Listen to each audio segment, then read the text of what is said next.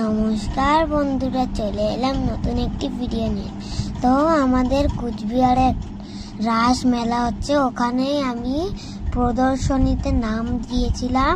আর ওখানে আমি একটা কালী ঠাকুর ক্লে দিয়ে বানিয়েছি আর একটা কৃষ্ণ ঠাকুরের মুখ আর্ট করে দিয়েছি। ওটাই আজকে আমি আর মা দিতে যাচ্ছি।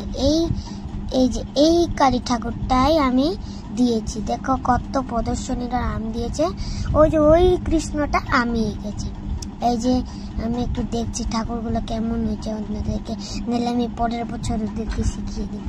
তো এখন কত ভিড়, ওখানে কত ভিড়, আর এত রোদ্রুতে আমি কালা হয়ে গেছি আর নিচে বসে গেছি।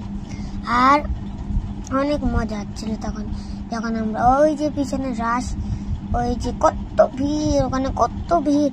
আমি গরমের মধ্যে হাঁপিয়ে গিয়েছি।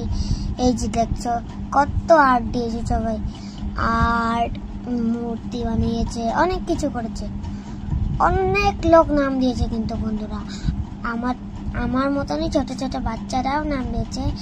এই কালী ঠাকুরটাই আমি বানিয়েছি। এটাই হচ্ছে মদনমোহন বাড়ি, আর এর ভিতরেই কৃষ্ণ ঠাকুর আছে। এর কৃষ্ণ ঠাকুরটা আমি দেখাতে পারিনি, মন্দিরে ঢুকতে পারিনি। Bye bye.